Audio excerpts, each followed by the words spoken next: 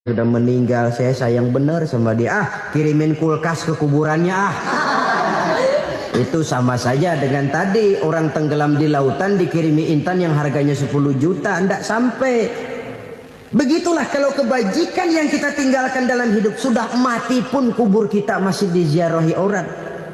Tapi kalau jahat yang kita tinggalkan, boro-boro lah orang mau doa lewat dekat kuburan kita juga serem. Tuh bajingan dulu mati dipendem di situ tuh. Jangan lewat situ, ntar kesurupan, jangan. Lewat saja orang ngeri. Konon lagi membacakan Fatihah dan mengirimkan doa. Hidup pada hakikatnya adalah kesempatan untuk berbuat baik. Maka sekali kesempatan itu diberikan, manfaatkan dengan sebaiknya. Sebab kesempatan kedua tidak akan pernah ada. Kesempatan berbuat baik di sini, di akhirat sudah pembalasan namanya. Sekali kesempatan itu dicabut, dia tidak akan pernah dikembalikan lagi. Kata Iqbal, hidup tidak mundur ke belakang, Bung. Berhenti diinjak orang, mundur hancur. Tidak ada kata mundur dalam hidup ini. Berhenti diinjak orang, mundur kecebur. Tidak ada kata lain. Harus maju dalam kehidupan, dalam artian yang positif. Hidup adalah kesempatan untuk mengumpulkan kebajikan yang sebanyak-banyaknya. Di situ nilai daripada manusia. Sekarang ini memang nggak kelihatan kok, orang yang banyak pahala sama yang banyak dosa nggak kelihatan kok. Barangkali kalau habis bikin dosa palanya pada benjol, mungkin orang takut sama dosa.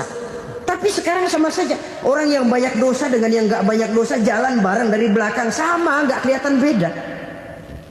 Tapi ada waktunya di mana pahala memegang peranan, di mana dosa diperlihatkan. Sama saja kalau kita bawa mobil siang, lampu kan nggak begitu berfungsi. Apa lalu bilang, alah ini lampu berat-beratin, copot-copotin aja dah. Tidak perlu begitu. Kenapa? Pada suatu saat malam senja akan datang. Bila matahari terbenam, senja pun datang, gelap mulai merayap, disitulah baru terasa perlunya lampu. Pahala begitu. Sekarang orang yang nggak ada pahalanya nggak kelihatan dalam kehidupan. Tapi pada suatu saat senja kehidupan akan datang. Ajal merenggut nyawa, malam merayap, dan hidup mulai diliputi kegelapan di alam barzah. Dikala itu kalau nggak punya lampu, alangkah malangnya kita. Sebab amal yang baik, kata Nabi, di alam barzah itu akan diciptakan menjadi perempuan yang cantik menemani kita. Amal yang jahat akan menjadi orang yang paling jelek nemenin kita. Udah di tempat gelap yang nemenin jelek.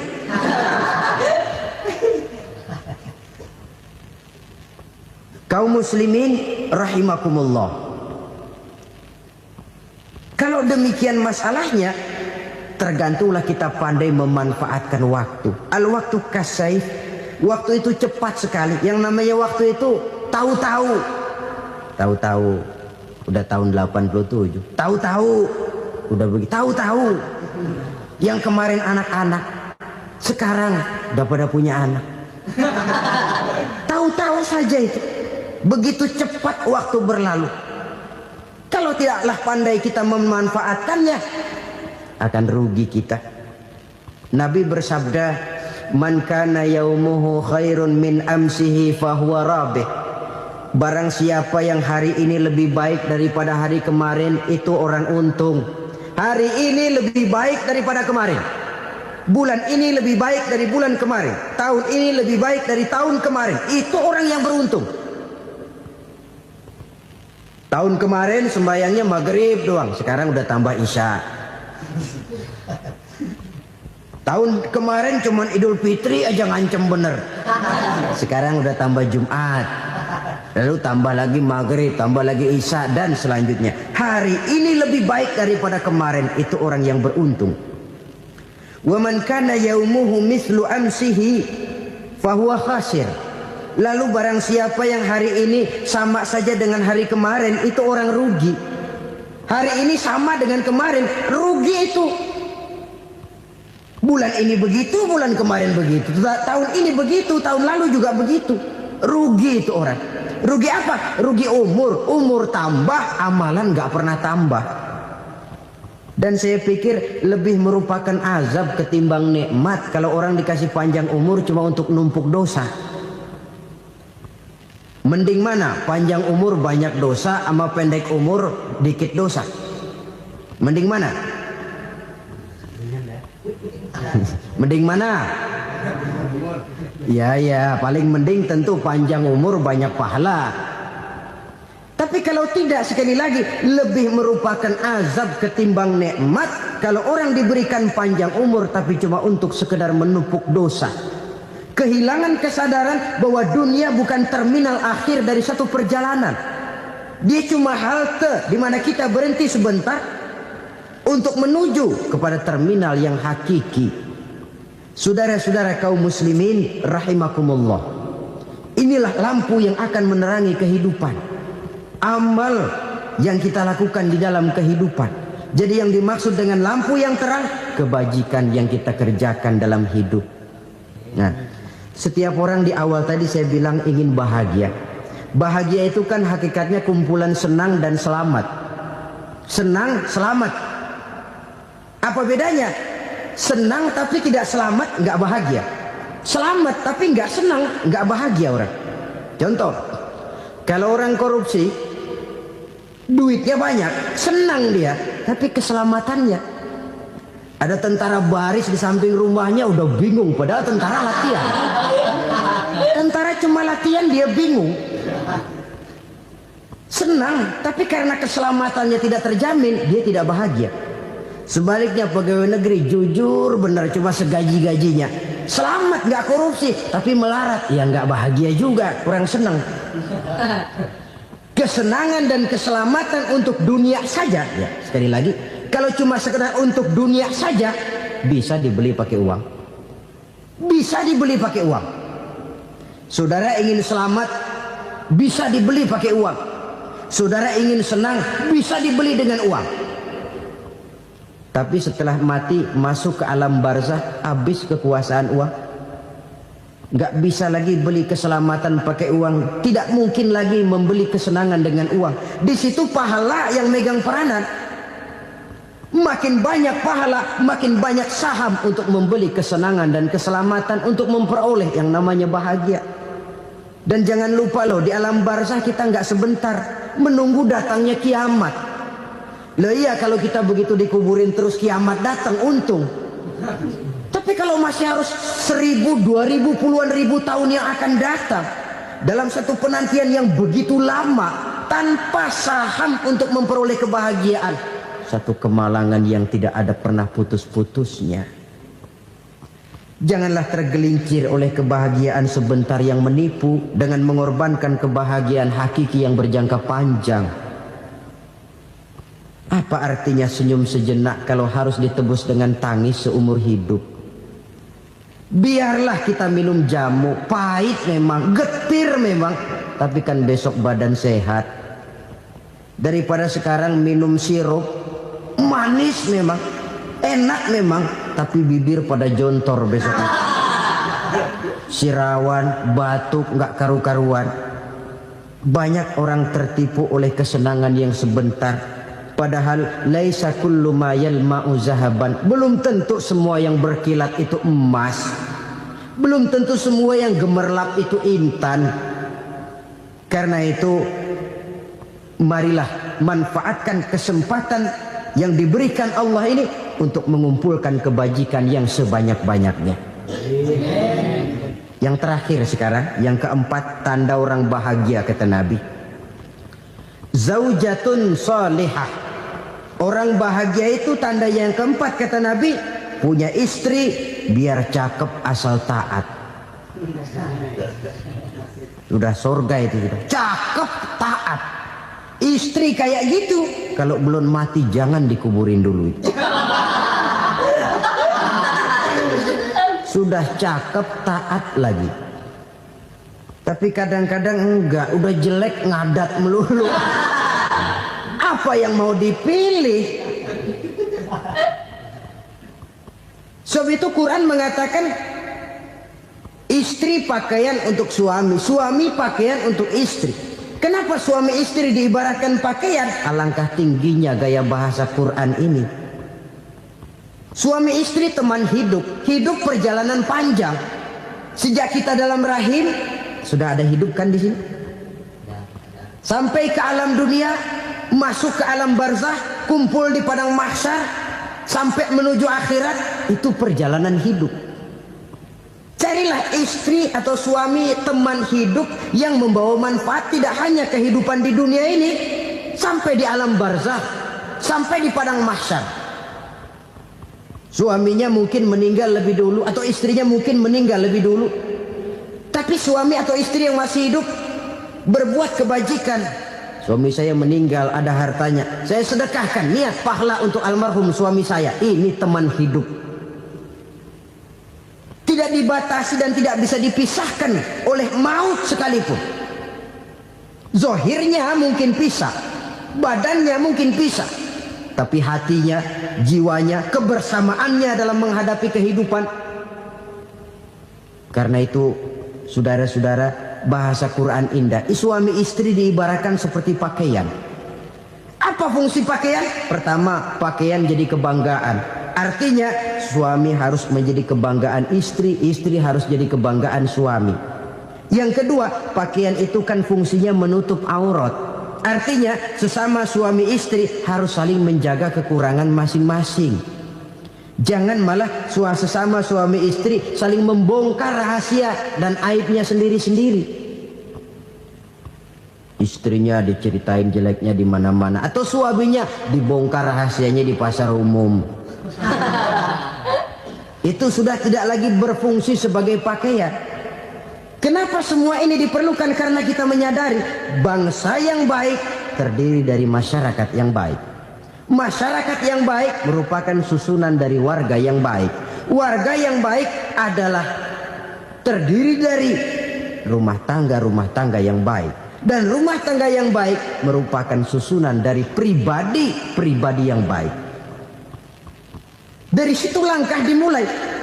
Membangun satu bangsa yang baik diawali dengan membangun rumah tangga yang baik, dengan menciptakan pribadi-pribadi yang baik. Sehingga dari sini diharapkan berkembanglah nilai-nilai kebaikan. Orang akan bahagia mempunyai istri yang soleh. Kenapa? Tidak ada seorang suami bisa sukses jadi apapun dia, apapun profesinya. Dokterkah, kiaikah, mubalikkah, petanikah, pengusahakah, pejabat tinggikah, tidak ada seorang suami yang bisa sukses tanpa peran serta istrinya. Walaupun memang peranan itu tidak begitu kelihatan, tapi sangat menentukan. Karena itu, saudara hadirin yang saya hormati, Islam sangat menghargai kaum wanita, memberikan kedudukan yang tinggi sepanjang tidak mematikan kodrat kewanitaannya. Nah, kalau sudah kesuksesan ini diawali dari rumah tangga, karier di masyarakat mudah untuk dikejar. Tapi keberantakan di rumah tangga merupakan kegagalan pertama di tempat lain. Selalu berusaha menyimpan sesuatu yang bisa membawa manfaat, baik untuk dirinya, untuk anak cucunya, maupun untuk keluarganya, untuk masa kini dan masa depannya. Kadang simpanan itu berbentuk uang, kadang berupa tanah, lain saat berbentuk pabrik, dan lain sebagainya. Sementara masa depan yang paling pasti adalah akhirat. Jika untuk masa depan dunia kita rela memeras keringat, membanting tulang, pergi pagi dan pulang petang, menyimpan uang, menyimpan tanah, menyimpan pabrik, pernahkah kita merenung jika satu saat kiamat datang, kita dibangkitkan dari kubur masing-masing, berdiri di padang mahsyar untuk mempertanggungjawabkan seluruh kegiatan hidup kita di dunia ini, lalu kita akan menuju ke alam akhirat. Sudahkah kita mempunyai simpanan untuk akhirat kita? Pada pertemuan kali ini saya ingin menyampaikan sebuah hadis di mana Rasulullah sallallahu alaihi wasallam bersabda, arba'un min kanzil jannah. Simpanan sorga ada 4 macam. Yang pertama, ikhfa'us sadaqah, menyembunyikan sedekah. Saudara-saudara kaum muslimin, sebagaimana yang kita maklum bahwa Allah Subhanahu wa taala melebihkan sebagian rezeki dari kita terhadap yang lain. Ada yang kaya, ada yang setengah kaya, ada yang miskin, ada yang setengah miskin, dan selanjutnya. Ada yang gajinya kecil tapi penghasilannya gede. Ada yang penghasilannya gede tapi nggak punya gaji. Ada juga yang memang gajinya gede dan penghasilannya gede. Kelebihan rezeki merupakan sunnatullah dan tidak harus membuat kita merasa lebih dari yang lain. Bahkan sebaliknya, kelebihan itu harus membuat kita ringan tangan untuk menolong mereka yang memang memerlukan pertolongan. Kalau saudara diberikan ilmu, maka pertanyaan akhirat cuma satu: ilmumu kau amalkan untuk apa? Kalau saudara diberikan umur yang panjang, pengadilan akhirat juga bertanya satu: umurmu kau habiskan di mana?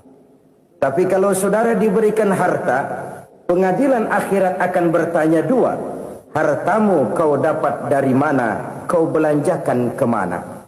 Dari mananya ditanya, dan kemananya juga ditanya. Oleh karena kita akan dimintakan pertanggungan jawab, maka amanah yang bernama harta ini harus kita gunakan dengan sebaik-baiknya. Ada penggunaan yang merupakan kewajiban, itu zakat namanya. Ada penggunaan yang sewaktu-waktu, itu infak namanya. Ada yang lebih sewaktu-waktu lagi, dan itu sedekah namanya. Zakat dia terikat oleh haul dan nisab, oleh putaran batas waktu dan ukuran dari harta itu sendiri. Sedangkan infak terikat oleh situasi dan kondisi perekonomian seseorang. Sedangkan sedekah tidak terikat dengan apapun. Dalam kondisi seperti apapun kita bisa melakukan sedekah dengan yang terkecil sekalipun. Sampai-sampai Rasulullah sallallahu alaihi wasallam mengajarkan, la tahqiranna minal ma'rufi syai'an walau an talqa akhaka biwajhin talik. Atau ada hadis, tabassumuka fi wajhi akhika laka sedekah. Senyumanmu kepada temanmu adalah sedekah. Jadi untuk melakukan sedekah tidak harus dalam berbentuk uang. Dengan ilmu kita bisa sedekah, dengan tenaga kita bisa bersedekah, dengan pikiran kita bisa bersedekah, bahkan senyum kepada teman itu pun sedekah. Jadi kalau sedekah dengan uang memang belum punya uang, nyengir aja banyakin. Itu asal pada tempatnya, jangan lalu ketemu tiang listrik cengengesan. Tentu tidak pada tempatnya dan tidak wajar. Nah, sedekah yang paling dicintai Allah adalah sedekah yang disembunyikan. Artinya jauh dari sifat riya. Kan kadang-kadang ada orang sedekah itu disebutkan namanya. Apa tidak bagus? Kalau memang niatnya ikhlas, ya bagus-bagus saja. Untuk memberikan sugesti kepada yang lain. Si Fulan bin Fulan nyumbang sekian, diumumkan.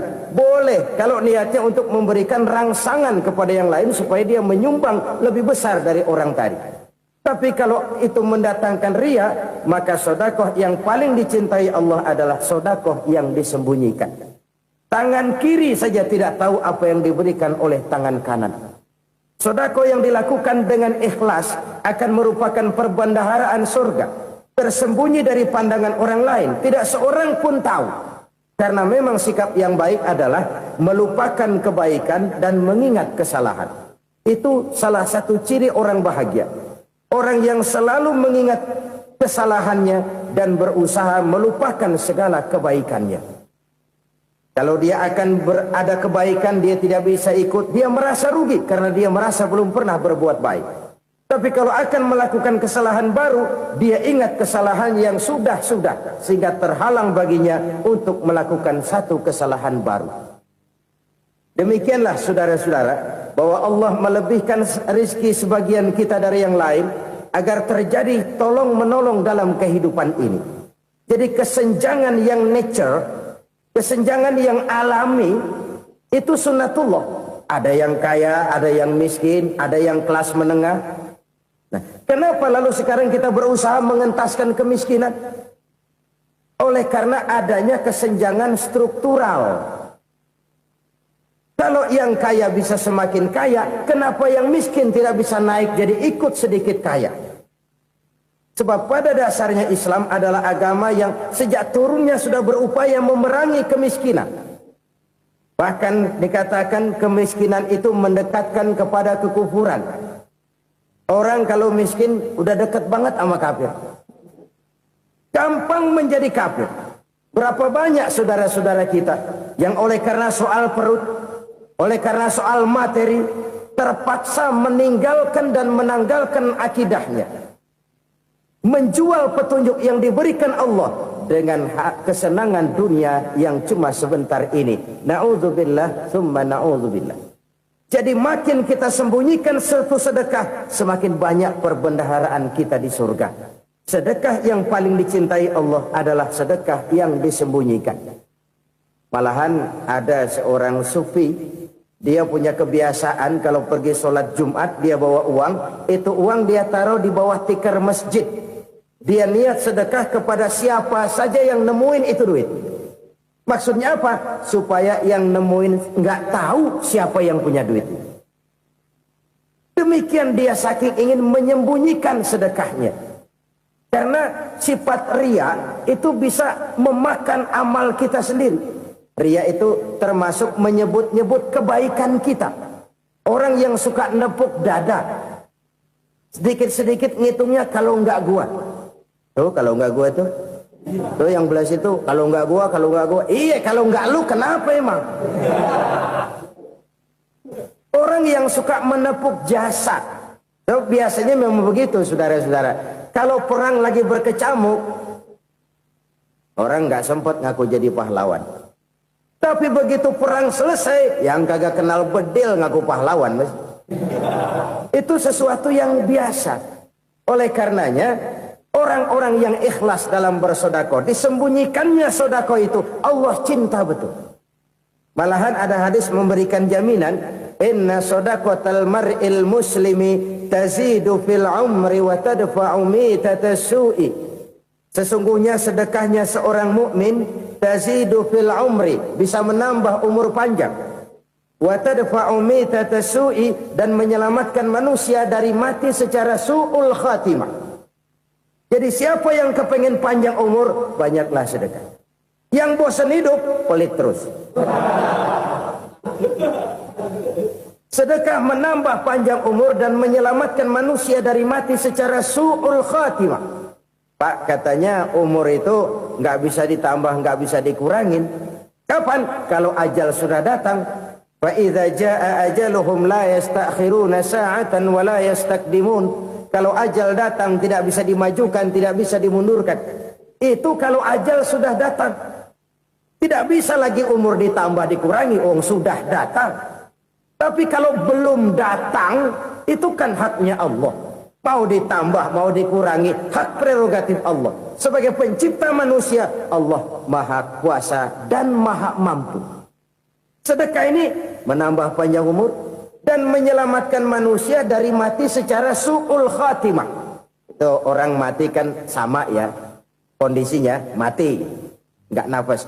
Tapi hakikat mati kan lain-lain. Ada yang mati itu husnul khatimah, baik akhirnya. Misalnya lagi ngaji mati, lagi sholat mati, lagi sedekah mati.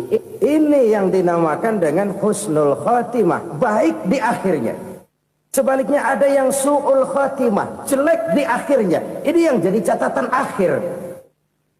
Lagi nyekek botol, mampus. Lagi banting kartu modar. Su'ul khatimah, jelek pada akhirnya. Sedekah menyelamatkan manusia dari mati secara su'ul khatimah. Dan kita semua kepengen mendapat husnul khatimah, jauh dari su'ul khatimah. Oleh sebab itu yang bisa menyelamatkan kita dari penyakit itu antara lain adalah sedekah yang disembunyikan, yang dikerjakan dengan ikhlas karena Allah, tidak karena kepengen dipuji orang, tidak karena ingin dikatakan orang pemurah. Sebab orang dermawan itu orang yang memberi tanpa harus diminta. Kalau masih harus diminta, ya belum dermawan namanya, masih harus diminta. Kalau nggak diminta ya tulus, lolos, polos. Saudara-saudara kaum muslimin rahimakumullah.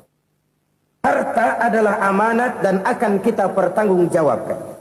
Allah melebihkan rizki sebagian kita dari yang lain agar kita saling tolong menolong, bantu membantu. Nabi janjikan siapa yang meringankan beban saudaranya muslim di dunia, Allah akan meringankan bebannya di akhirat nanti.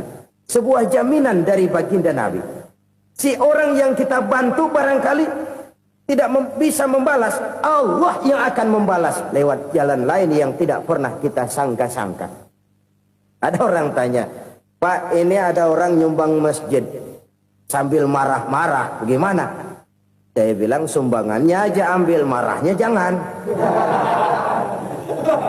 Marahnya jangan diambil, itu urusan dia. Saudara-saudara kaum muslimin rahimakumullah. Umat Islam ini kan umat yang punya potensi besar. Kadang kita merenung, kenapa kadang-kadang pembangunan masjid kok lambat sekali? Kalau hotel hari ini peletakan pertama, bulan depan peresmian. Supermarket hari ini peletakan batu pertama, minggu depan peresmian. Tapi kalau sudah yang namanya masjid, kadang-kadang peletakan batu pertama sekaligus jadi batu terakhir. 3 tahun, 4 tahun, campur nebar jalak di jalanan, duit dijaring kayak ikan sepat. Apa tidak ada orang Islam yang kaya? Banyak. Apa tidak ada pengusaha muslim yang jadi konglomerat? Ada. Lalu yang belum banyak itu yang komit terhadap nilai-nilai agamanya. Akhirnya kita jatuh jadi umat yang lemah. Belum ada pengusaha konglomerat muslim buka pabrik super mie cap beduk misalnya umpamanya atau pabrik kecap cap sorban supaya identitas keislamannya sedikit kelihatan. Kita jatuh jadi umat yang lemah karena potensi tidak terinventarisir dengan baik. Kita ini ibarat kompor yang cuma matengin nasi orang lain. Potensi kita dimanfaatkan oleh orang lain. Ukhuwah Islamiyah kita baru terbatas kepada silaturahmi. Ukhuwah di bidang ekonomi kita lemah. Ukhuwah di bidang kebudayaan kita lemah. Apalagi ukhuwah di bidang politik kita lebih rapuh lagi.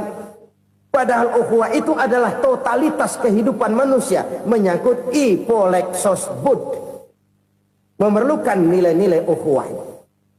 Jadi oleh karena itu mari kita menyadari. Di dalam harta kita, walaupun kita yang cari, pergi pagi, pulang sore, peras keringat, banting tulang, di sana ada harta anak yatim. Di sana ada hak masjid. Di sana ada hak pesantren. Di sana ada hak jihad. Berbahagialah seseorang apabila dia oleh Allah dijadikan keran. Keran itu menyimpan air, tapi tidak untuk dirinya, tapi disalurkannya kepada mereka yang memang memerlukannya. Saudara-saudara kaum muslimin rahimakumullah, ini yang pertama. Jadi perbendaharaan surga adalah menyembunyikan sedekah. Orang lain nggak tahu, kita pun nggak pernah ngitung-ngitung. Kita anggap lewat begitu saja, padahal itu deposit akhirat. Satu. Yang kedua, perbendaharaan surga itu apa? Wa kitmanul musibah, menyembunyikan kesulitan. Kadang orang takut menghadapi kesulitan. Tapi makin kita merenung, hidup ini kan sebenarnya urusan. Takut sama urusan, ya jangan hidup. Tandanya orang hidup itu kalau punya urusan. Urusan melupakan problem. Problem sering menimbulkan kesulitan. Kesulitan bukan untuk ditakuti, tapi untuk diatasi dan dicarikan jalan keluarnya. Siapa sih orangnya yang nggak pernah sulit-sulit? Makin tinggi status sosialnya, makin gede urusannya. Makin tinggi kualitas imannya, makin berat tingkat kesulitannya. Cuma memang yang namanya enak itu seperti pelangi. Biang lala itu nggak pernah di atas kepala kita, di atas kepala orang melulu. Lo sih enak lo, kata kita. Dia juga bilang yang enak kan lo. Pelangi itu nggak pernah di atas kepala kita. Kata tukang beca, aduh enak ya naik Mercy. Kata tukang beca, apa yang di dalam mobil Mercy? Aduh enak bener tukang beca, di jok ngeringkuk ngorok pules bener. Saya kamar pakai AC sejuk, tempat tidur sutra empuk, alga spring bed, gula kulik nggak bisa pules kalau belum minum Valium, belum tidur. Enak bener tukang beca, di jok ngorok nggak tahu wetan kulon. Si tukang beca bilang yang di Mercy enak, yang di Mercy bilang tukang beca enak. Inilah enak, nggak pernah di atas kepala kita, di atas kepala orang lain melulu enak itu. Nah, saudara-saudara, yang merupakan perbendaharaan surga itu orang yang bisa menyembunyikan kesulitan, baik pribadi ataupun rumah tangga. Nih terutama rumah tangga yang jadi soalnya. Kadang-kadang kita ini kalau senang, sebaliknya kalau senang kita diam, kalem aja, cuek. Banyak banget duit kita bawaan, diam aja udah. Malah ketemu orang takut. Tapi begitu susah, sekampung tahu. Padahal Nabi mengajarkan perbendaharaan surga itu menyembunyikan musibah, menyembunyikan kesulitan.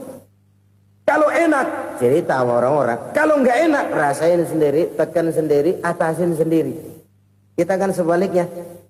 Senang kita diam, asal lagi susah, paling tidak kita nyari teman buat cerita kesusahan. Siapa orangnya yang nggak pernah susah? Cuma soalnya bagaimana kita mengatasi kesusahan itu sendiri.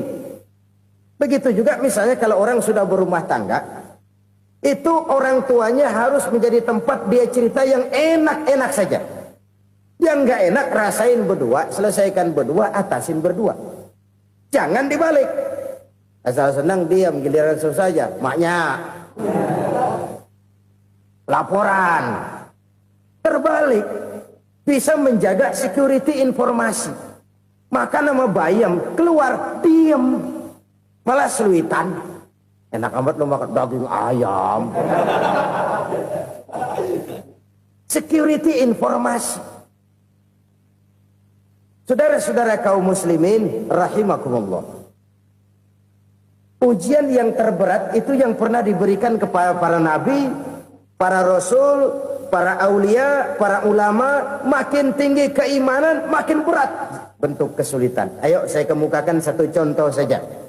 Ada seorang nabi yang kaya, nabi kaya, namanya Nabi Ayub. Iblis kalau orang begini kan keki, ibadahnya rajin, kaya. Nih yang kayak begini susah digodain. Kalau ibadahnya rajin, miskin, kali bisa disogok. Sini imannya mantap, ibadahnya rajin, kaya, nabi lagi. Oh, tapi namanya iblis nggak kurang akal. Laporan, Tuhan, kenapa Les?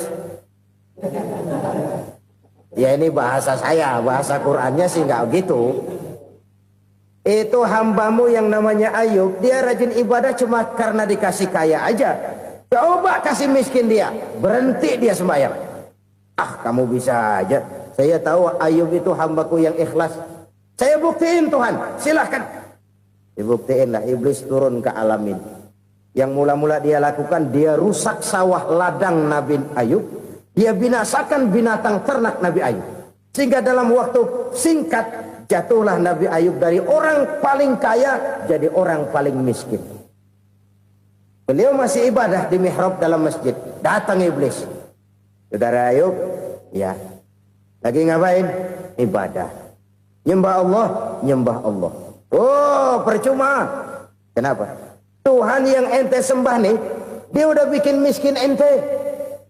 Sawah ladang ente hancur lebur, binatang ternak binasa. Sekarang ente jadi orang paling miskin. Ngapain nyembah Tuhan kayak begitu? Tekor. Udah berhenti dah ibadah, berhenti ibadah. Ini iblis sama Tuhan laporannya lain, yang dikerjakan kepada Nabi Ayub juga lain. Benar begitu iblis kata Nabi Ayub? Iya, sawah ladang saya habis, buras. Binatang ternak saya binasa, binasa. Saya miskin, bangpak.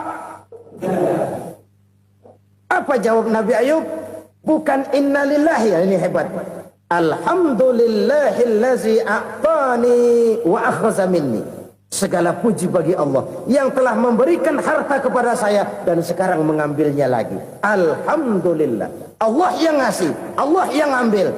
Itu mah urusan Allah. Iblis cuman ibadah jalan terus, sujud lagi Nabi Ayub. Iblis seleher gondok banget. Dasar Nabi nggak mempan dia apa-apain. Miskin malah alhamdulillah. Allah yang ngasih, Allah yang ngambil. Jadi kalau kita tidak komit, kita tidak terikat kepada kaya, miskin, senang, susah, apa yang bisa bikin kita susah? Jadikan kekayaan, kemiskinan, jadikan senang, susah sebagai anak buah yang bisa kita atur. Jangan kekayaan ngatur kita, jangan kemiskinan ngatur kita. Kita yang harus mengatur mereka. Senang, susah, kaya, miskin, bahagia, sengsara, jadikan itu anak buah yang bisa kita atur. Kalau sekarang kita kaya, lain saat boleh jadi kita miskin, semiskin-miskinnya. Allah yang ngasih, Allah yang ngambil. Tenaga mana yang bisa menghalangi? Ibadah jalan terus. Iblis makin gondok. Dasar Nabi loh. Akhirnya apa? Nabi Ayub dikerjain, diberikan penyakit. Demikian fatal penyakitnya. Bayangin, udah miskin sakit. Masya Allah. Miskin sakit. Sakitnya nggak lama, kira-kira 16 tahun. Istrinya 3, 2 mental minta ceraiin. Ngerawatin laki bengek begini. Senang belum tentu, susah udah pasti nih. Cerai aja, cerai dah. Cerai. Tinggal satu Siti Rahmah yang setia menemani beliau. Sesetia-setianya hati perempuan. Satu saat Siti Rahmah bilang, "Bang, iya, abang kan Nabi bang. Lalu namanya Nabi kan doanya jarang meleset bang. Maksud kamu minta kenapa sih sama Tuhan biar abang sembuh baik dah bang?" Siti Rahmah, iya. Saya sakit berapa tahun sih dah? 16 tahun bang. Sebelum ini saya sehat berapa tahun? Ya kira-kira 60 tahun bang. Nah coba ente banding-bandingin Rahmah. Saya dikasih sehat 60 tahun. Dikasih sakit 16 tahun. Sudah nggak sabar mau doa kepada Allah minta sembuh. Saya malu kepada Allah. Diuji dengan yang luar biasa seperti ini, tidak mengganggu stabilitas kehambaannya. Dia tetap menghamba kepada Allah Subhanahu wa ta'ala. Saudara-saudara kaum muslimin rahimakumullah. Kunci menghadapi kesulitan itu apa? Allah jelaskan dalam satu ayat, wa basyiris sabirin alladzina iza asabathum musibah qalu inna lillahi wa inna ilaihi raji'un. Gembirakan orang-orang yang sabar. Siapa mereka itu? Yang apabila mendapat musibah mereka kembali kepada keyakinan dasar. Segalanya dari Allah dan segalanya akan kembali kepada Allah.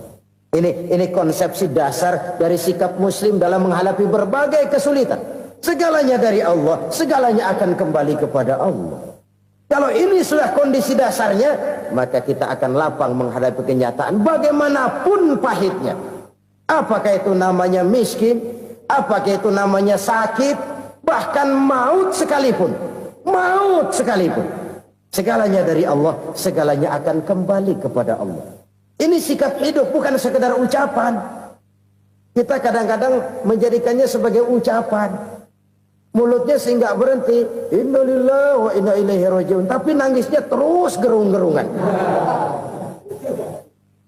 Bukan itu, ini kesadaran moral. Kalau segalanya dari Allah, segalanya kembali kepada Allah, kan sebenarnya cuma nunggu giliran. Hari ini saya nyembayangin dia, entah hari apa saya disembahyangin orang. Hari ini saya antar dia ke kubur, entah hari apa orang nganterin saya ke kubur. Hari ini saya tahlilkan dia, entah nanti kapan orang tahlilkan saya. Segalanya dari Allah, segalanya akan kembali juga kepada Allah. Oleh sebab itu saudara-saudara, kesulitan bukan untuk ditakuti. Kesulitan justru untuk diatasi, dicarikan jalan keluarnya. Dan tidak ada orang yang tidak pernah mendapat kesulitan. Tidak ada. Semakin tinggi status sosial, semakin tinggi kualitas keimanan, semakin besar juga tingkat kesulitan. Hanya saja bagaimana cara kita mengatasinya. Dan Al-Quran menyatakan, inna ma'al usri yusra. Di balik kesulitan itu pasti ada kemudahan. Roda itu berputar. Karena itu Rasulullah sallallahu alaihi wasallam mengingatkan kepada kita, ta'arraf ila Allah fir raha ya'rifka fis syiddah. Ingatlah kepada Allah di waktu kamu senang, supaya Allah ingat kepada kamu di waktu kamu susah. Kalau waktu senang kita ingat kepada Allah, kita susah, Allah tidak akan meninggalkan kita. Tapi kalau waktu senang kita jauh dari Allah, sujud tidak sempat, dengan masjid jauh, ketika senang kita lupakan Allah. Nanti begitu kita susah, Allah lupakan kita. Dan itu menyakitkan. Oleh karena itu orang-orang tua kita dulu bilang, kalau lagi sehat ingat-ingat lu bakal sakit nanti. Kalau lagi kaya ingat-ingat satu saat kita bakal jatuh miskin. Bahkan kalau lagi muda ingat-ingat kita bakal tua. Dan yang terpenting, kalau lagi hidup ingat-ingat kita bakal mati. Saudara-saudara kaum muslimin rahimakumullah. Jadi yang kedua yang merupakan perbendaharaan surga, menyembunyikan musibah. Saudara-saudara kaum muslimin rahimakumullah. Hal ketiga yang merupakan perbendaharaan surga adalah wasilatur rahmi. Orang yang suka bersilaturahmi. Sebagaimana yang kita maklum bahwa manusia adalah makhluk yang disebut zon politika. Makhluk sosial yang tidak mungkin hidup sendiri-sendiri. Betapa dan siapapun kita memerlukan orang lain. Bodoh betul manusia kalau tinggal di tengah masyarakat tapi tidak mau bermasyarakat. Merasa hebat sendiri, pinter sendiri, gagah sendiri, kaya sendiri. Mungkin kalau mati juga ngubur sendiri. Jangankan kita di sini. Di sorga saja Nabi Adam waktu sendirian bengong melulu, mondar mandir. Allah tegur dam sepi dam. Ya ini kalau bahasa saya. Iya Tuhan sepi ini nggak ada coret-corekan pisan ini. Diciptakan Siti Hawa baru anteng Nabi Adam. Itu di sorga. Cobalah. Umpamanya saudara tinggal di Jakarta nih. Kayak bener. Apaan aja di Jakarta punya saudara dah. Jembatan Semanggi ambil. Monas Buntel bawa pulang. Hotel-hotel ambil semua. Cuman tinggal di Jakarta sendirian. Apa enaknya? Betapa dan siapapun kita perlu orang lain. Tidak ada seorang pun yang bisa memenuhi kebutuhan hidupnya secara sendiri-sendiri. Nah, Islam telah menyelamatkan manusia dari ras diskriminasi. Mengikat manusia dengan persaudaraan yang berlandaskan kepada akidah. Karena itu dianjurkan bersilaturahmi. Bahkan Nabi menyatakan, Man arada ayyubsata lahu fi rizkihi wa yunsa'a fi atharihi falyasil rahimah. Siapa yang kepengen diluaskan rezekinya dan dipanjangkan usianya, banyaklah ia bersilaturahmi. Siapa yang kepengen dimudahkan rezekinya, hendaknya ia banyak bersilaturahmi. Kalau banyak teman, kesulitan kan paling tidak ada tempat cerita. Udah susah, sendirian kita pikirin diri, nggak ada tempat tukar pikiran. Cepet banget sama bengek. Dilawan sendiri. Nah, secara makro kita bisa berkata, tidak mungkin ada kemenangan kalau tidak ada kekuatan. Tidak ada kekuatan kalau tidak ada kesatuan dan persatuan. Tidak mungkin ada kesatuan dan persatuan tanpa semangat silaturahmi. Kalau umat Islam mau menang, dia harus kuat. Kalau umat Islam mau kuat, dia harus bersatu. Kalau umat Islam mau bersatu, dia harus membudayakan silaturahmi ini. Bahkan sampai-sampai kata Nabi, kalau bisa cari nilai tambah. Apa? Silman koto'ak. Bersilaturahmilah kau kepada orang yang marah denganmu. Masya Allah, indahnya ajaran agama kita. Orang yang marah pun kepada kita, kata Nabi, kalau bisa bersilaturahmilah kepadanya, kepada orang yang marah itu. Di situ nilai tambah. Cuman jujur nih hadis, ngucapinnya gampang, ngamalinnya yang berat banget. Orang marah sama kita, kita disuruh silaturahmi, ada apa malu? Lu marah, ada gua marahan lagi. Gue pikirin. Saudara-saudara kaum muslimin rahimakumullah. Tapi ini yang diajarkan, bahkan ini yang dicontohkan oleh baginda Rasul. Bagaimana begitu mudah, misalnya satu saat Abu Jahal ini ngatur strategi bagaimana bikin Muhammad celaka. Dia gali lubang di depan tempat tidurnya. Dia tutupin daun korma. Terus dia panggil seseorang, ke sini. Kasih tahu Muhammad, pamannya sakit keras, minta ditengokin. Berangkat orang ini ke sana. Muhammad, labbaik. Pamanmu sakit keras, dia minta ditengokin. Baik, saya akan datang menjenguk beliau. Berangkatlah Nabi ke rumah Abu Jahal tanpa prasangka apapun. Abu Jahal udah pasang setil, selimut 3 rangkap setengah dipakai. Persis kayak orang meriang. Tapi sembari ngintip dari balik selimut, begitu Muhammad buka pintu, nah masuk perangkap nih. Muhammad jalan menuju tempat pembaringan. Makin lama makin dekat, makin lama makin dekat. Makin dekat ke lubang yang dipasang oleh Abu Jahal itu. Dalam hati Abu Jahal, terus dah jatuh, mampus dah lo ini. Mampus lo hari ini. Apa yang terjadi? Malaikat Jibril datang. Muhammad, pamanmu cuma pura-pura sakit. Di depan tempat tidurnya ada lubang perangkap supaya kamu jatuh ke situ. Sudah, kamu pulang. Balik kanan Nabi. Sudah hampir jatuh ke lubang, balik kanan, pulang. Bayangin kecewanya Abu Jahal. Muhammad dikit lagi, Muhammad dikit lagi. Enggak, paman, saya pulang aja. Emosi bangun dari tempat tidur, enggak sadar kalau lagi pura-pura sakit. Lompat ngejar Nabi, dia lupa dengan lubang yang dia gali. Usrak, nyemplung sendiri ke dalam lubang.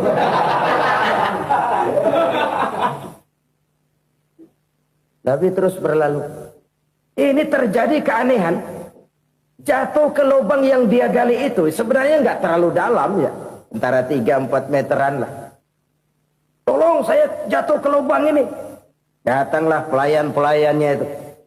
Angkat saya dari sini. Oh, yang ngulurin tambang. Satu gulung, belum juga nyampe itu tambah. Kurang, beli lagi ke warung. Sambung, ulur lagi, nggak juga bisa sampai. Wah, ini kerjaan Muhammad ini. Tolong, siapa salah seorang kamu ke rumah Muhammad, kasih tahu encangnya kecebur. Minta ditolongin. Sampaikan kepada Rasul. Kenapa?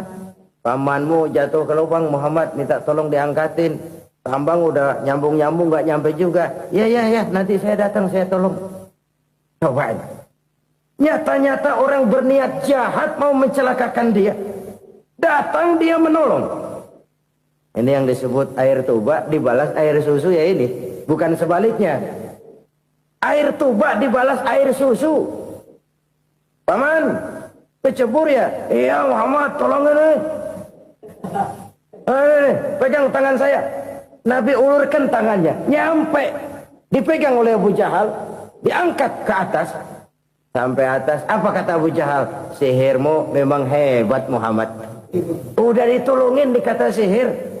Yang enak kita kemplang kan itu orang begitu. Urusan apa? Tapi inilah akhlak. Kalau bisa kamu bersilaturahmilah dengan orang yang marah kepadamu sekalipun. Orang marah kita tetap baik. So, kalau kita berbuat baik sama orang yang memang baik, rasanya sih biasa-biasa aja. Orang baik kita baik lagi, ya draw aja, belum ada nilai tambah di situ. Baru ada nilai tambah kalau kita bisa berbuat baik kepada orang yang nyakitin kita. Itu namanya kita setingkat di atas dia. Dia sakitin kita, kita berbuat baik sama dia. Dia pelit sama kita, kita baik sama dia.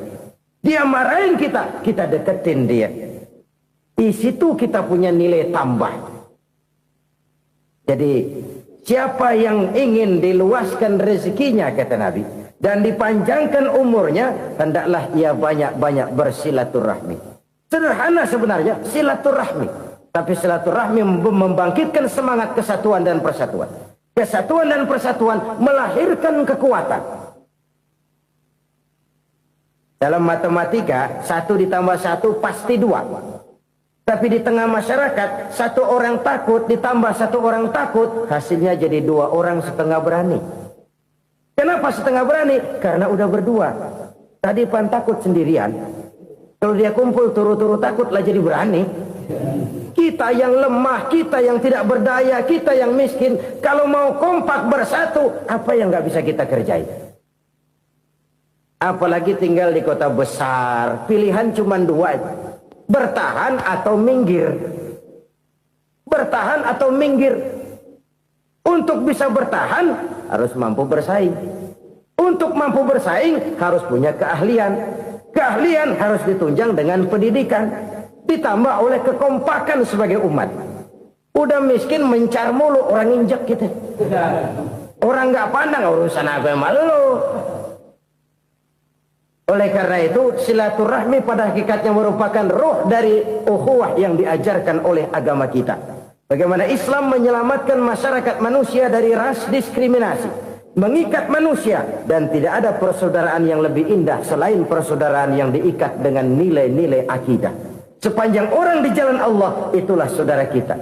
Keluar dia dari jalan Allah, selesailah persaudaraan sampai di situ.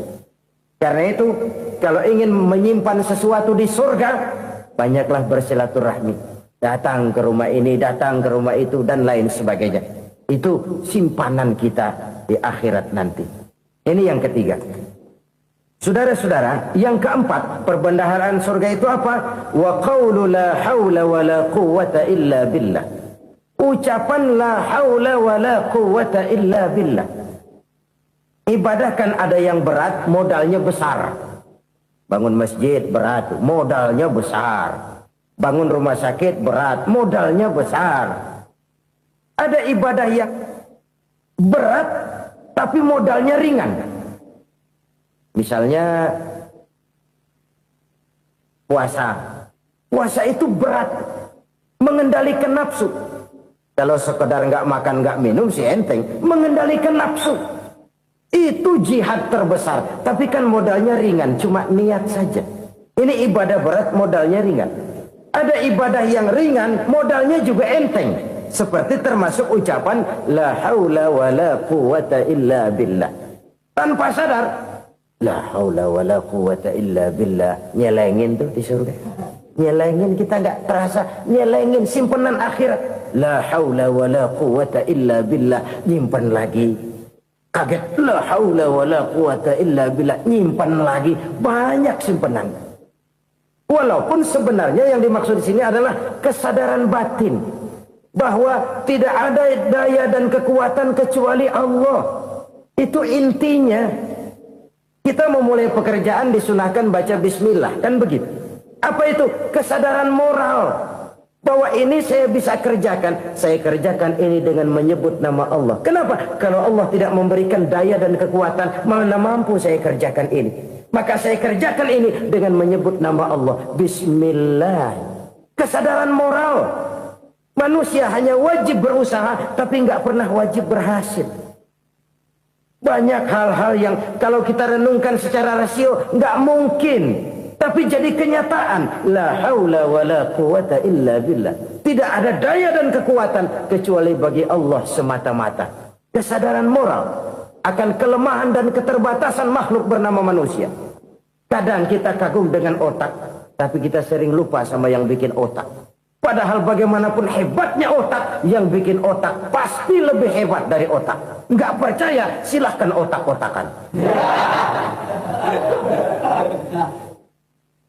Inilah kecenderungan. Kita kagum dengan pesawat-pesawat mutakhir, bukan main, besi gede banget terbang itu. Alangkah hebatnya. Lalu apa yang bikin otak tidak lebih hebat dari itu semua? Kita puji laut, apa yang bikin laut tidak lebih hebat dari laut itu? La haula wa la quwata illa billah. Tidak ada daya dan kekuatan kecuali Allah. Apa yang bisa kita lakukan kalau tidak karena daya dan kemampuan yang diberikan oleh Allah kepada kita? Lahirlah sikap tawadu, rendah hati, tidak melonjak menjadi angkuh dan sombong, sadar akan kelemahan dan keterbatasan diri sebagai makhluk yang diciptakan oleh Allah Subhanahu wa taala. Jadi satu sisi ini ucapan yang berpahala, la haula, jadi wiridan. Pada sisi lain ini kesadaran moral, sikap mental, kesadaran batin bahwa yang punya daya dan kekuatan itu cuma Allah. Kita nggak pantas untuk sombong, sebab sombong itu pakaiannya Allah. Kita nggak sedang pakai pakaian Allah, kegedean. Dan makin kita renungi, makin terbentur. Apa sih yang bisa kita sombongin? Kita mau sombong apa? Kaya, pintar, itu kan semua relatif. Di atas langit masih ada langit lagi. Jadi oleh karenanya, marilah kita menyadari, manusia hanya wajib berusaha, tapi tidak pernah wajib berhasil. Yang berusaha saja tidak wajib berhasil, apalagi yang tidak berusaha. Islam bukan agama orang pemalas yang selesai sholat lalu endelohom, enggelenggem ayem-ayem. Tapi Islam bukan agama orang sombong yang setelah berusaha lalu tidak memerlukan Allah. Kita bisa saja bikin proyeksi, tahun sekian kita bakal panen besar menurut perhitungan otak. Tapi ada kejadian lain. Apa? Tikus ngambek. Habis itu dimakanin tikus, panen gagal. Proyeksi rasional gagal oleh tikus-tikus yang ngambek itu. Bisa saja terjadi. Tahun depan kita panen besar, urung. Kenapa? Musim panas panjang. Dan sekarang ini koran-koran bikin berita musim mengalami penyelewengan. Bukan cuma manusia yang nyeleweng sekarang. Musim pakai nyeleweng. Mestinya kan musim hujan udah selesai, masih hujan-hujan juga. Musim. Nah sekarang kita boleh bikin proyeksi, kita bakal panen besar. Tahu-tahu musim panas panjang, sawah retak, air kering. Cari teknokrat yang paling botak, suruh pendekin tuh musim panas. La haula wa la quwata illa billah. Inilah kesadaran moral. Saudara, saya teringat satu saat ada seorang konglomerat. Umurnya ya kira-kira 70-an. Satu saat dia ditanya oleh wartawan, "Pak, umur Bapak berapa sih?" "Ya paling 10 tahun." 10 tahun? 10 tahun? Anak Bapak berapa orang? Satu saja? Satu. Harta Bapak berapa? Ya paling-paling bangsa 7 juta kali. 7 juta? Iya. Pak, kenapa Bapak bohongi saya? Bapak punya buku biografi. Koran-koran, majalah-majalah banyak memuat cerita riwayat hidup Bapak. Saya tahu umur Bapak 70. Kenapa bilang cuma 7 tahun? Saya tahu anak Bapak 8. Kenapa cuma bilang 1? Saya tahu harta Bapak miliaran, mungkin triliunan. Pabrik di mana-mana, bank di mana-mana. Kenapa bilang uang Bapak cuma 7 juta? Nah, kata si konglomerat tadi, kamu benar nak, kamu benar. Umur saya kalau jumlahnya memang 70 nak. Cuman ingat-ingat saya, baru 7 tahun terakhir ini saya sujud. Baru 7 tahun terakhir ini saya berusaha dekat dengan Allah. Saya laksanakan perintahnya, saya jauhi larangannya. 7 tahun inilah rasanya yang ada nilainya di hadapan Allah. Yang 63 tahun matong, kelabu, kelem umur gue. Habis untuk maksiat, untuk munkarat. Maka ketika ditanya tadi, umur saya 7 tahun itu. Oh begitu Pak. Oh iya. Lalu anak Pak. Anak Bapak kan 8. Kenapa bilang cuma 1? Nah, kalau jumlah hitungannya memang anak saya 8. Tapi dari 8 orang ini rasanya cuma satu nih yang bakal jadi buah hati, belahan jantung, pelanjut cerita, penerus sejarah, bakal jadi anak soleh yang akan mendoakan saya. Cuman satu rasanya anak saya ini yang bakal jadi buah hati saya, besar-besaran saya, yang akan mendoakan di kubur saya, yang akan mendoakan di akhirat saya. Yang 7 orang mana? Masya Allah, yang satu tenggeng, yang satu nyekek botol ngolo, yang satu nggak karu-karuan. Makanya saya bilang satu anak saya yang akan bisa mendoakan saya. Oh begitu Pak. Iya. Nah harta Pak, harta Bapak kan triliunan. Pabrik Bapak di mana-mana. Uang Bapak hampir di tiap bank-bank besar. Kenapa bilang cuma 7 juta? Betul kau nak. Harta saya kalau jumlahnya memang miliaran, triliunan mungkin. Tapi yang saya ingat baru 7 juta tuh yang saya belanjakan di jalan Allah. Saya nyumbang masjid, saya santuni yatim piatu, saya bantu pembangunan pesantren, saya bantu pembangunan rumah sakit Islam. Itu yang akan saya bawa pulang ke akhirat, yang 7 juta itu. Yang triliunan itu nanti akan diperebutkan oleh anak-anak saya sebagai waris saya. Jadi harta saya 7 juta itu yang bakal nemenin saya di akhirat, yang akan saya bawa pulang jadi teman saya. Saudara-saudara kaum muslimin, jangan-jangan orang tua itu adalah kita-kita ini. Jangan-jangan kita-kita ini adalah orang tua itu. Jangan-jangan itu potret dari diri kita masing-masing. Dari sekian umur yang diberikan Allah, berapa tahun yang ada nilainya di hadapan Allah. Dari sekian anak-anak yang merupakan amanah, berapa yang akan mendoakan kita sebagai orang tuanya menjadi anak soleh. Dari sekian banyak harta yang diberikan Allah, berapa yang akan kita bawa pulang menghadapnya nanti, yang kita belanjakan di jalan Allah. Ini sebuah potret kehidupan. Karena itu kita kembali kepada la haula wa la quwwata illa billah. Kita wajib berusaha, kita wajib berikhtiar. Selebihnya segala daya dan kekuatan hanya milik Allah saja semata-mata. Satu kesadaran batin dari setiap pribadi muslim. Setelah ia berusaha dan berikhtiar, ia menyerahkannya kepada Allah Subhanahu wa ta'ala. Jadi satu sisi ini merupakan wiridan ucapan yang mengandung pahala. Pada sisi lain ini merupakan sikap batin dari seorang muslim di dalam ia menghadapi realitas kehidupan ini. Saudara-saudara kaum muslimin rahimakumullah. Kalau ini kita jadikan satu basis kehidupan, maka ini akan menyelamatkan manusia dari kemungkinan tergelincir menjadi orang yang lupa diri dan lupa darat. Sebab itu Imamul Ghazali berpesan, Jadidis safinah fa innal bahra amiq. Wa khuziz zad fa inna safara ba'id wa khaffifil hamla fa innal hamla sadid. Perbarui selalu kapalmu karena lautan sangat dalam. Bawa bekal yang banyak karena perjalanan ini sangat jauh. Ringankan beban karena kebanyakan beban akan menyakitkan. Alangkah indah kalimat ini, alangkah dalam makna yang terkandung di sana. Perbarui selalu kapalmu karena lautan sangat dalam. Apa artinya ini? Jaga mentalmu baik-baik. Pelihara imanmu baik-baik. Karena hidup penuh cobaan. Seperti lautan. Kita kalau berlayar di lautan kan kadang-kadang tenang. Angin bertiup sepoi-sepoi basah. Jika malam datang bintang gemintang bertabur menghias cakrawala. Rembulan memantulkan sinarnya dengan indah. Dalam keadaan begitu berlayar enak.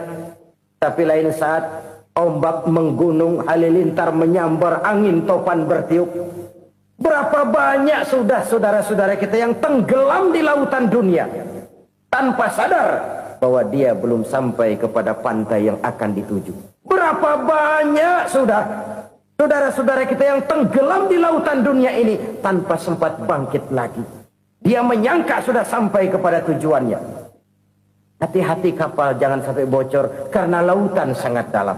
Iman ini jaga baik-baik karena hidup penuh dengan ujian. Wa khuziz zad fa inna safara ba'id. Bawa bekal yang banyak karena perjalanan sangat jauh. Saudara mau ke Bandung, bawa duit. Saudara mau ke Surabaya, banyakkan lagi duitnya. Saudara mau ke Mekah, gepokan, iketan tuh duit nggak lembaran lagi. Makin jauh perjalanan, makin banyak bekal yang harus kita bawa. Kalau saudara dari Jakarta mau ke Surabaya, kagak bawa duit berangkat juga, itu sih bukan berani namanya, nekat. Sampai Surabaya belum tentu, sengsara di jalan udah pasti. Kenapa? Nggak bawa bekal berangkat. Sama juga kita nih, misalnya belum sempat sembahyang, mati. Waduh, berani banget orang. Belum punya bekal, mati. Sengsara di jalan. Atau bekal tidak cukup. Dari Jakarta saudara mau ke Surabaya, bawa duit 500 perak. Paling jauh Cikampek nyampenya itu. Paling jauh itu. Antara jauhnya perjalanan dengan bekal yang saudara bawa tidak seimbang. Hidup ini perjalanan panjang. A walking tour. Dimulai dari alam arwah. Sebelum jasad diciptakan, roh diciptakan lebih dulu. Dari situ pindah ke alam rahim. Dari alam rahim pindah ke alam dunia. Dari alam dunia pindah ke alam barzah. Baru menuju akhirat. Satu perjalanan panjang. Kalau bekal tidak bawa, sengsara di jalan. Bawa bekal yang banyak karena perjalanan ini sangat jauh. Wa khaffifil hamla, ringankan beban karena beban itu cuma akan menyulitkan. Kalau bekal itu sih keperluan, tapi beban nggak kita perluin, cuma ngeberat-beratin.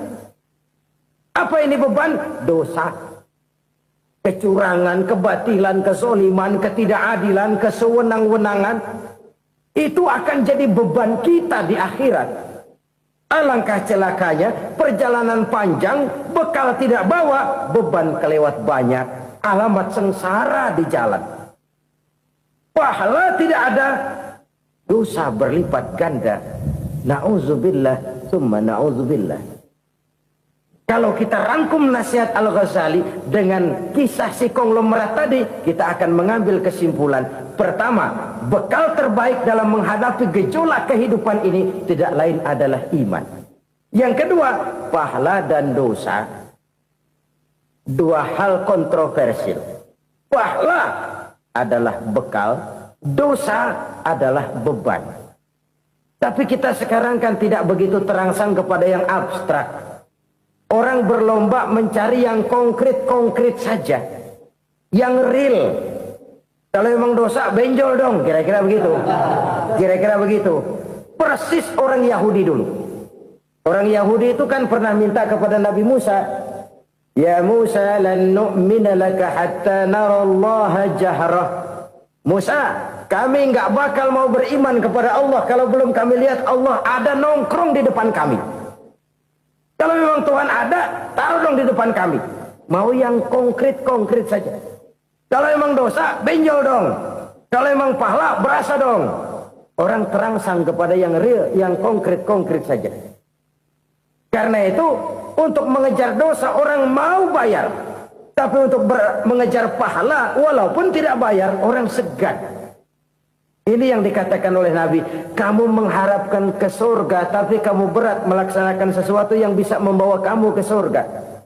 Kamu ingin jauh dari neraka, tapi tiap saat kamu lakukan perbuatan-perbuatan yang justru menjerumuskan kamu ke neraka.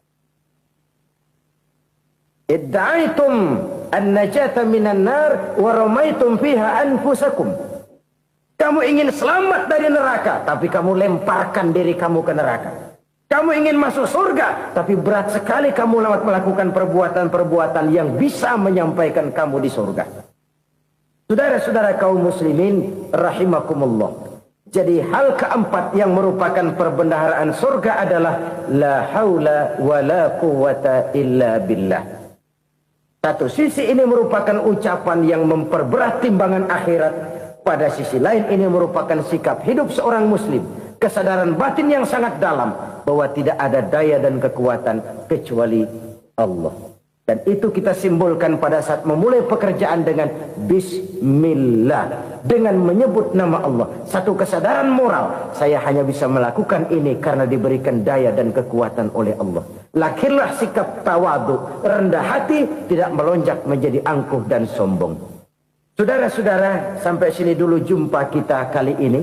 Semoga 4 perbendaharaan surga ini dapat kita lakukan, yang kelak akan merupakan bekal kita di kemudian hari nanti. Amin ya rabbal alamin. Terima kasih atas segala perhatian, mohon maaf atas segala kekurangan. Usikum wa iyaya bitaqwallah.